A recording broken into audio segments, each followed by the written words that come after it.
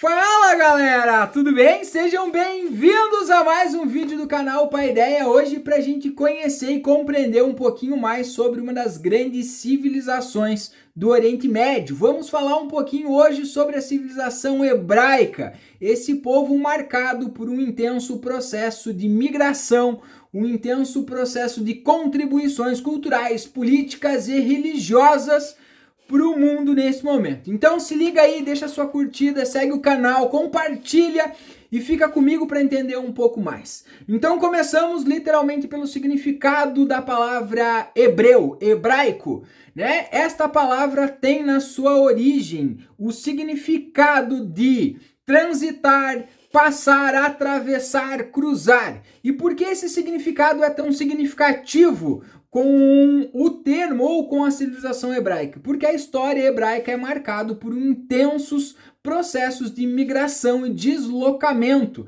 de uma região para outra. E esses deslocamentos marcaram também o processo evolutivo, o desenvolvimento e também as fases históricas da civilização hebraica durante o seu período. Então os hebreus eles têm origem, né? As fontes, os registros históricos nos mostram que os hebreus têm origem no noroeste da Mesopotâmia. E os primeiros registros desse povo, desta cultura que deu origem à civilização hebraica é mais ou menos lá de 1800 antes de Cristo. Então esta pequena tribo lá na Mesopotâmia, liderada por uma figura também bastante comum aos nossos ouvidos, Abraão. Este é considerado o primeiro grande patriarca dessa civilização. Este é também o sujeito responsável pelo início da prática e da pregação do monoteísmo entre os hebreus. Então, dotado de uma responsabilidade, de uma missão que, segundo ele, foi atribuída a ele pelo próprio Deus. Então, Deus o ensinou e ordenou a transmitir esse conhecimento e esse respeito à única divindade e também o concedeu a ele a missão de liderar esse povo e levar esse povo a uma terra prometida por Deus, aonde correria literalmente leite e mel. Então, unificando esse povo, tanto em sentido político quanto em sentido religioso, o Abraão então consegue produzir uma liderança política entre os hebreus e conduzir o povo àquilo que vai ficar conhecido como Canaã, ou mais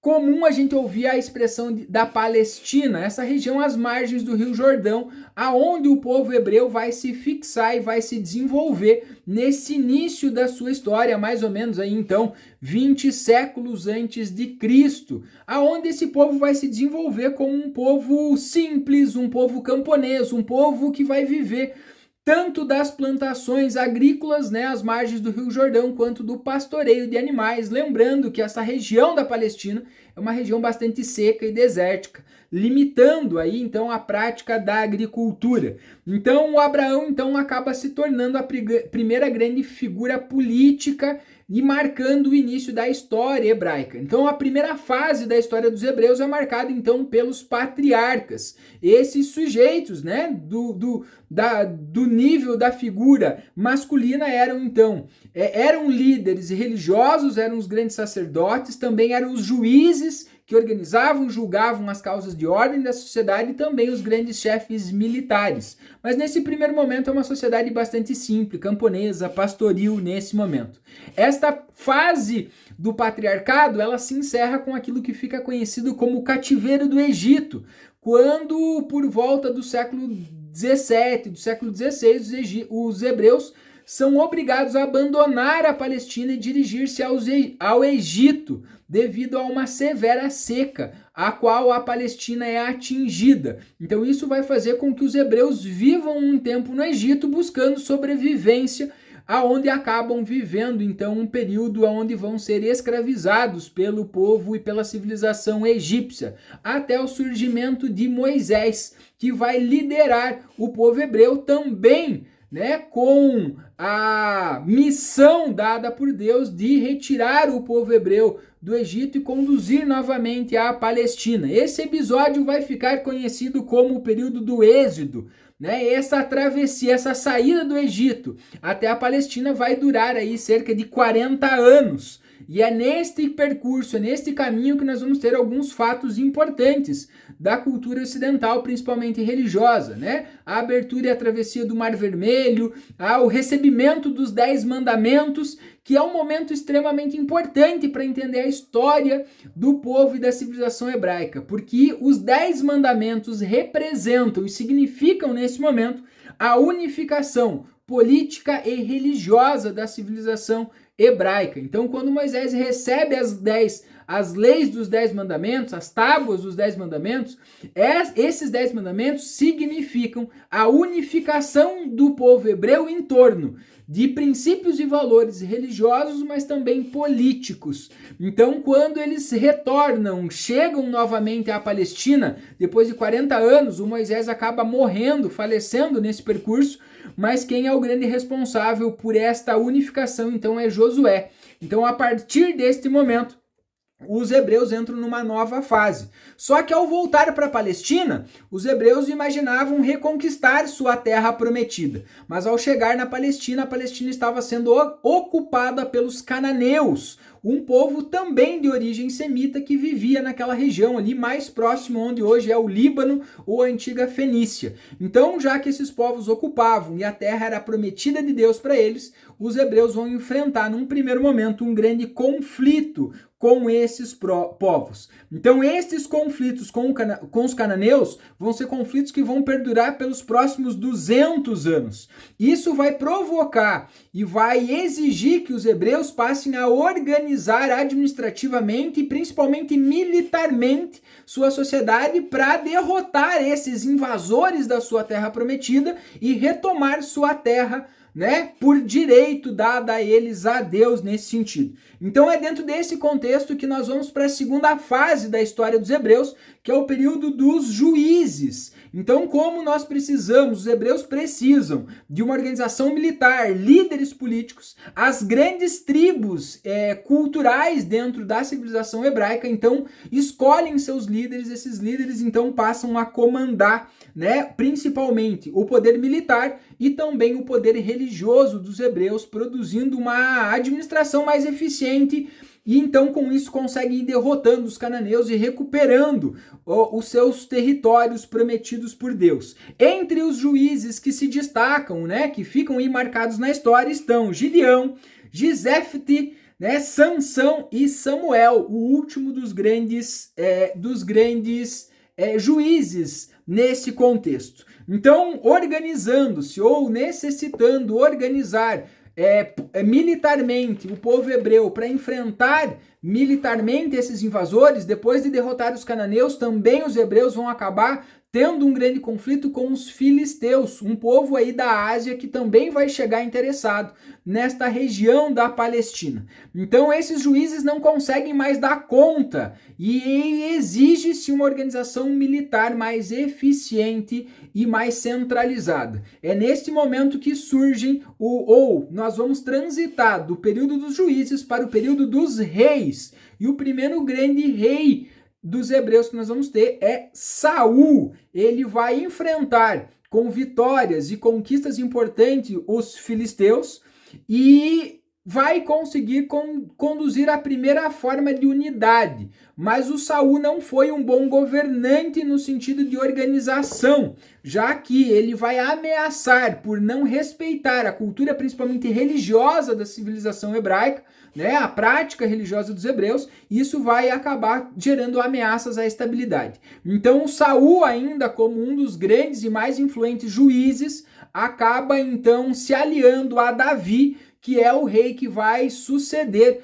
o Saul, então sendo coroado vai ser o segundo rei, mas o primeiro dos grandes reis a produzir unidade. Ele vai organizar o exército, retomou a unidade da civilização, da cultura e da religião hebraica, também produziu um sentimento de nacionalismo entre os hebreus e graças a essas conquistas e essa boa organização política, o Davi é responsável então por unificar num reino agora as 12 grandes tribos hebraicas e começar a construir a unidade né, da civilização hebraica. Também é o Davi que começa a construção da nova grande capital dos hebreus, a cidade de Jerusalém, uma das grandes e mais importantes cidades históricas que nós temos no mundo hoje, né? Então ele passa a dar uma organização de Estado para o povo hebreu, organizando a administração, organizando a burocracia, organização de cobrança de impostos, né? Então no final do governo, no final da vida,